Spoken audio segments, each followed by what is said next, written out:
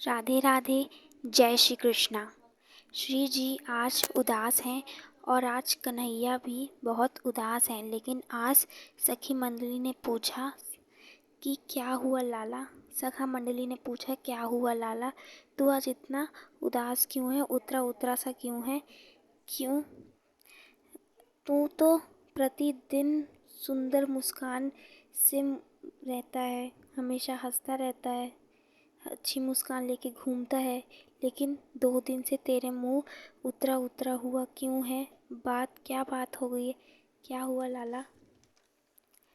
तो श्याम सुंदर ने कहा, मन नहीं लग रहा है। क्यों भैया, क्यों तेरा मन नहीं लग रहा है? कहे 2 दिन से श्री जी का मुख नहीं देखा है, इसलिए मेरा मन नहीं लग रहा है। राधा का मुख नहीं देखा है। मधुमंगल हंसते हुए कहे, कौन है राधा, किसका मुखड़ा तू देख लिया? अब श्याम सुंदर कैसे कहें, थोड़ा संकोच कर रहे हैं। सखा से सब बातें तो होती नहीं है, संकोच कर कर कह रहे हैं।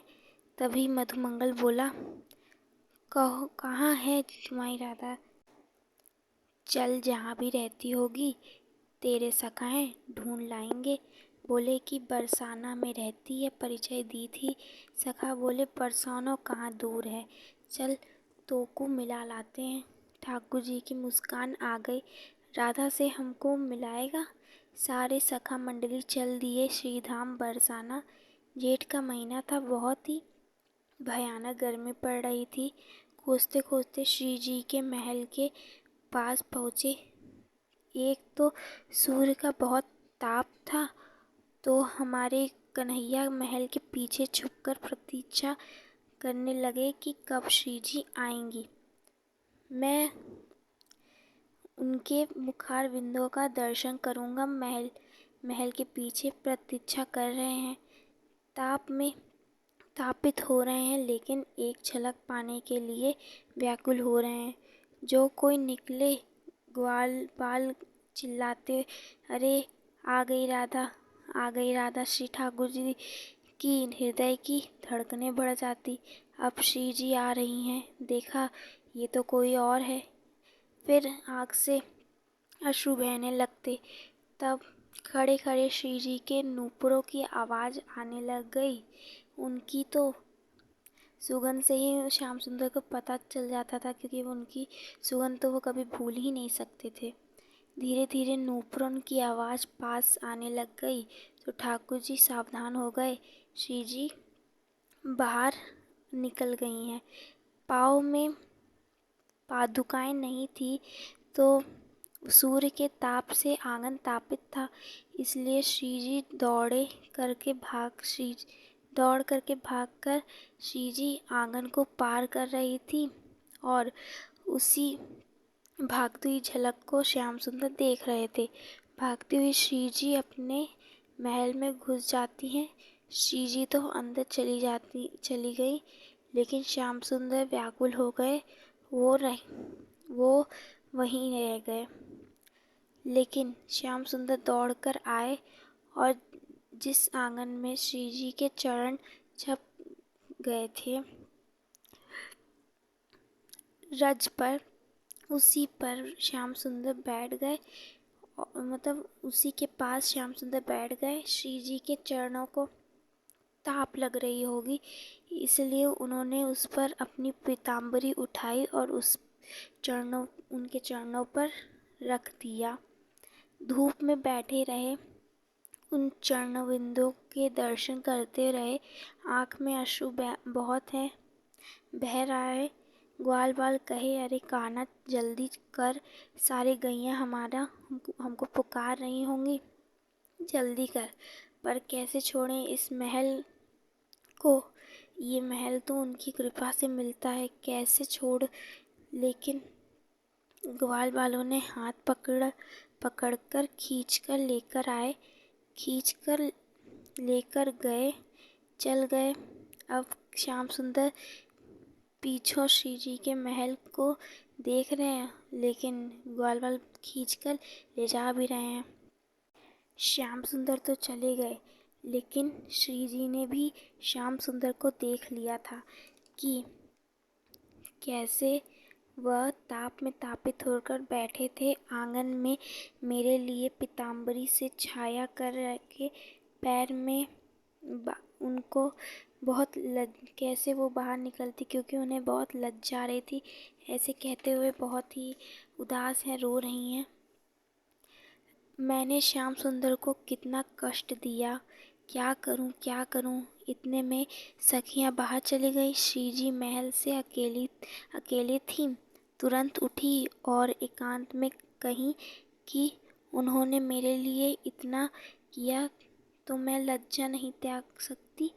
उठकर वह नंदगांव की ओर चली गई, अकेले, बिना किसी सहेली सहचरी के साथ। श्री जी नंदगांव पहुंच गई। नंद महल के ओर जाकर द्वार पर खटखटाई। यशोदा मैया ने चिल्लाया कि देख लाला, कौन आया है। जब श्याम सुंदर श्याम सुंदर दौड़ते दौड़ते द्वार खोलने गए। जैसे उन्होंने द्वार खोला तो देखा वहाँ पर स्वामिनी खड़ी हैं। आनंद से श्याम सुंदर का हृदय नाच गया। मैया बोली, कौन है लाला। लाडली जू को भीतर लेकर आए श्याम सुंदर। फिर मैया बोली, कितनी प्यारी लाली है। मैया ने लाली को गोद में बैठा लिया और पूछा, तू कहाँ से आई है। तो लाली श्री जी बोली, मैं बृषभानु की लाली बरसाना से आई हूँ। मैया बोली मैया ने मन में कहा कि ये लाली हमारी ही है, इसका आगमन हमारे ही आंगन में हुआ था। यशोदा मैया ने हाथ पकड़ा और शगुन की मेहंदी हाथों में लगा दी। शगुन की मेहंदी हाथों में लगी। श्री जी आनंदित हो गई। बालिका है, आनंद में है। मैया ने मेहंदी लगा दी। क्यों लगाई ये तो नहीं पता है, लेकिन खुश होकर नाचती नाचती आ रही हैं बरसाने में। महल में आने से पहले किसी स्थान पर बैठ गई, मेहंदी के दर्शन कर रही हैं। सारी सखियां सहचरियां दौड़ते दौड़ते हुए पहुंची। अरे लाली जू, ये आपने अपने हाथों पे क्या कर लिया। तो बताई कि मैं नंदगांव गई थी। नंदगांव में यशोदा मैया ने मुझे हाथों में मेहंदी लगा दी। सखी बोली, अरे पगली, तू जानती है इसका मतलब क्या है। इसका अर्थ है कि यशोदा मैया ने तोकू अपनी बहू को चुनाव कर लियो है अपने लाला के ताई।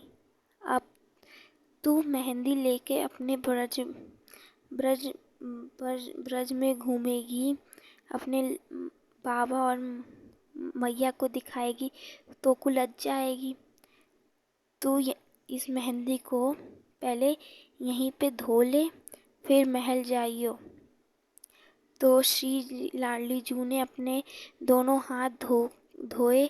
पूरा रंग से रंग गया, श्री जी के प्रेम से रंग गया। आज भी इस सरोवर को प्रिया कुंड के नाम से जाना जाता है। इस प्रिया कुंड के दर्शन मात्र से हृदय में प्रेम की भावना मन में झूमते हुए श्री जी और श्री कृष्ण के भाव आते हैं, क्योंकि वो श्री जी का सरोवर है। वहाँ पर श्री जी नित्य लीला करती हैं। आपको यह कथा ज़रूर अच्छी लगी होगी। आप सभी को राधे राधे, जय श्री कृष्ण।